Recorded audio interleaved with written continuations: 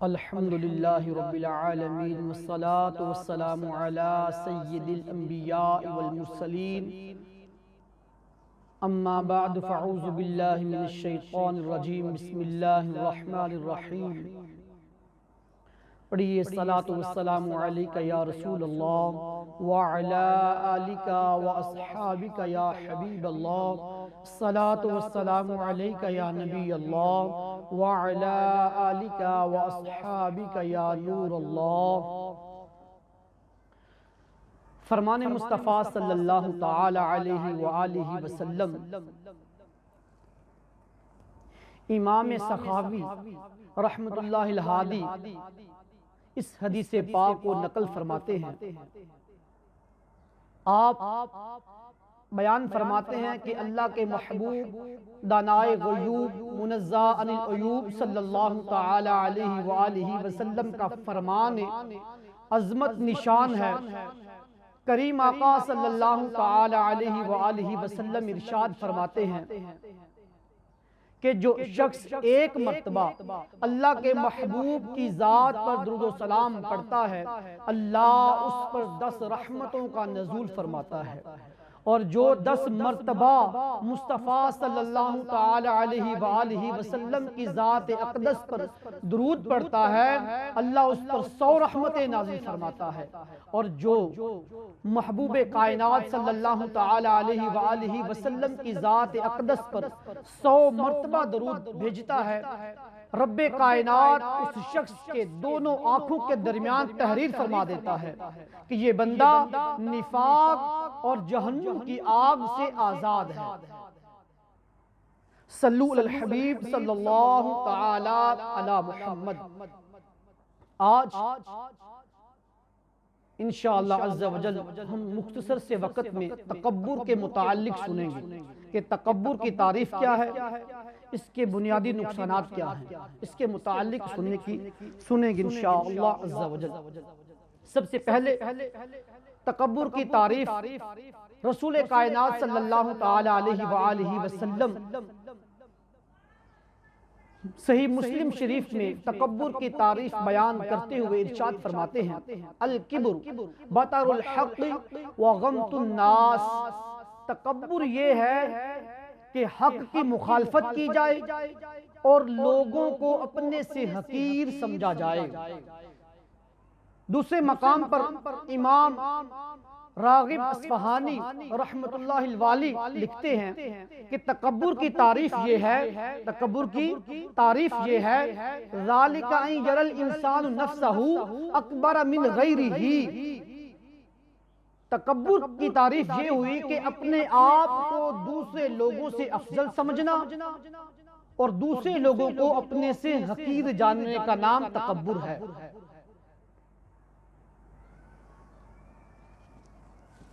آگے فرماتے ہیں کہ جس شخص میں تکبر ہوتا ہے، جو تکبر کرتا ہے، اس شخص کو متکبر کہتے ہیں۔ اب تکبر کی 3 قسمیں ہیں۔ پہلی قسم رب العالمین کے مقابلے میں تکبر کرنا، دوسری قسم اللہ رب العالمین کے رسولوں کے مقابلے میں تکبر کرنا، اور تیسری قسم اللہ کے بندوں کے مقابلے میں تکبر کرنا۔ پہلی قسم اللہ رب العالمین کے مقابلے میں تکبر کرنا، جس طرح کہ فرعون نے تکبر کیا، رب کے مقابلے میں کہا کہ انا ربکم الاعلی، میں تمہارا سب سے اونچا رب ہوں۔ آگے رب رحمان ارشاد فرماتا ہے فَأَخَذَهُ اللَّهُ نَقَالَ الْآخِرَةِ وَالْأُولَى، اور رب نے اسے دونوں جہانوں یعنی دنیا و آخرت کے عذاب میں پکڑ لیا۔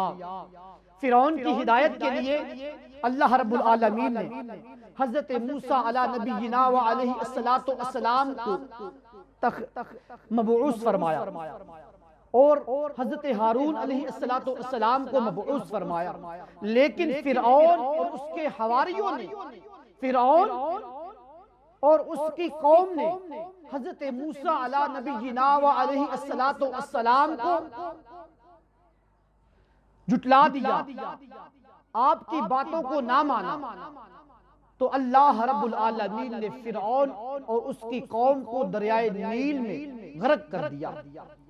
جب دریائے نیل میں غرق کیا، جہنم میں لے جانے والے اعمال کی کتاب کے صفحہ نمبر 132 میں مصنف تحریر فرماتے ہیں کہ فرعون کی لاش کو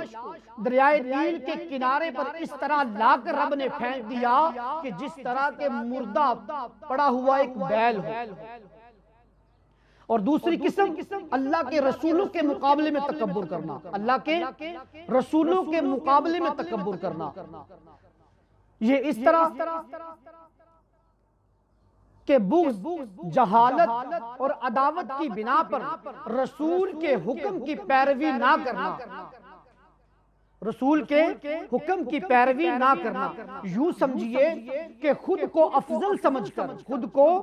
افضل سمجھ کر اور یوں خیال کرنا کہ جس طرح عام انسان کی بات نہیں مانی جاتی اس طرح رسول کی بات نہیں مانی جائے گی۔ جس طرح کے کافرین نے رسولوں کا انکار کیا اور یوں کہا اَهَذَا الَّذِي بَعَثَ اللَّهُ رَسُولًا، کیا یہ ہیں جن کو اللہ نے رسول بنا کر بھیجا؟ کیا یہ ہیں جن کو اللہ نے رسول بنا کر بھیجا؟ اور دوسرے مقام پر یوں کہا گیا وَلَوْلَا نُزِّلَ هَذَا الْقُرْآنُ عَلَى رَجُلٍ مِنَ الْقَرْيَتَيْنِ عَظِيمٍ، فرمایا کہ رب نے کیوں نہ نازل فرمایا، کیوں نہ اتارا رب نے قرآن کو ان دو شہروں کے کسی بڑے آدمی پر۔ تو دیکھیے جب بندہ تکبر کرتا ہے، چاہے وہ رب کے مقابلے میں ہو، چاہے وہ اللہ کے رسولوں کے مقابلے میں ہو، تو یہ دونوں قسمیں جو ہیں یہ کفر ہیں۔ یہ دونوں قسمیں، چاہے وہ رب کے مقابلے میں کفر ہو، تکبر ہو، چاہے وہ تکبر اللہ کے رسولوں کے مقابلے میں ہو، تو یہ دونوں قسمیں تکبر کی کفر کہلائیں گی۔ اور اب تیسری قسم ہے کہ اللہ کے بندوں کے مقابلے میں تکبر کرنا، اللہ کے بندوں کے مقابلے میں تکبر کرنا۔ اس کی مثال آپ یوں سمجھیے کہ خود کو افضل سمجھ کر، خود کو افضل سمجھ کر، دوسرے لوگوں کو حقیر جان کر، مساوات کا خیال نہ رکھتے ہوئے، مساوات کا خیال نہ رکھتے ہوئے لوگوں کے ساتھ ظلم و زیادتی کرنا، اپنے آپ کو افضل سمجھنا اور دوسرے لوگوں کو اپنے سے حقیر جاننا۔ اس کی مثال آپ یوں سمجھیے کہ جو پہلی دو مثالیں بیان کی گئی ہیں، جو پہلی دو قسمیں بیان کی گئی ہیں، یہ قسم ان سے تھوڑی ہلکی ہے، لیکن اس کا عذاب بھی ہے، کیونکہ حقیقت میں تکبر جو ہے وہ خالق حقیقی اللہ رب العالمین کو ہی لائق ہے، کیونکہ بندہ یہ کمزور اور ناتواں ہے، بندہ یہ کمزور اور ناتواں ہے، اس کی شان نہیں تکبر کرنا۔ اس کی مثال آپ یوں سمجھیے کہ ایک بادشاہ کا غلام ہو، وہ بادشاہ کا تاج پہن کر بادشاہ کے کرسی پر آ کر بیٹھ جائے، تو جس طرح وہ غلام بادشاہ کی سزا کا مستحق ہوگا، اسی طرح اللہ رب العالمین کی صفت کبر کے ساتھ مذموم کوشش کرنے والا رب کائنات کے عذاب کا مستحق ہوگا۔ کیونکہ رسول کائنات صلی اللہ تعالیٰ علیہ وآلہ وسلم نے ارشاد فرمایا کہ صفت کبر جو ہے، تکبر جو ہے، یہ رب تعالیٰ کی چادر ہے، جب رب تعالیٰ کی چادر ہے، اور جو رب کی چادر کے ساتھ چھیڑ چھاڑ کرتا ہے اللہ رب العالمین اسے دنیا میں بھی ذلیل و رسوا کرتا ہے اور آخرت میں بھی ذلیل و رسوا کر دیتا ہے۔ اللہ رب العالمین کے محبوب ارشاد فرماتے ہیں کہ تکبر کرنے والے قیامت کے دن ذلیل و رسوا ہوں گے، قیامت کے دن ذلیل و رسوا ہوں گے۔ جب قیامت کا دن ہوگا، متکبرین کو انسانی شکلوں میں چنٹیوں کی مانند اللہ رب العالمین کی بارگاہ میں لایا جائے گا، اللہ رب العالمین کی بارگاہ میں لایا جائے گا، اور انہیں جہنم کے بونلس قید خانے کی طرف ہانکا جائے گا، اور آگ انہیں ہر طرف سے لپیٹ لے گی، اور ذلت اور رسوائی انہیں ہر طرف سے گھیرے ہوئے ہوگی، اور رب تعالیٰ ان متکبرین کو جو دنیا میں اللہ کے مقابلے میں تکبر کرتے تھے، اللہ کے رسولوں کے مقابلے میں تکبر کرتے تھے، اللہ کے بندوں کے مقابلے میں تکبر کرتے تھے، وہ متکبرین، ان متکبرین کو رب کائنات دنیا میں بھی ذلیل و رسوا کرے گا اور آخرت میں بھی ذلیل و رسوا کرے گا، اور آخرت میں ان متکبرین کو اللہ رب العالمین تینت الخبال، یہ جہنمیوں کی پیپ ہے، جب آگ کی شدت انہیں محسوس ہوگی تو شدت سے پیاس لگے گی تو اللہ رب العالمین ان متکبرین کو تینت الخبال یعنی جہنمیوں کی پیپ پلائے گا۔ رسول کائنات صلی اللہ تعالی علیہ وآلہ وسلم نے حضرت جبرائیل علیہ السلام کو دیکھا کہ جبریل کعبہ معظمہ کے غلاف کو پکڑ کر زاروں قطار رو رہے ہیں۔ اللہ کے محبوب ارشاد فرماتے ہیں کہ اے جبریل کیوں رو رہا، کیوں گریز جاری کر رہا ہے؟ تو جبریل عرض کرتے ہیں اے اللہ کے رسول، اے اللہ کے رسول، جس طرح شیطان لعین کا تکبر کی وجہ سے انجام بد ہوا، اے اللہ کے رسول میں اپنے رب کی بارگاہ میں دعا کر رہا ہوں کہ اے اللہ مجھے بھی شیطان کے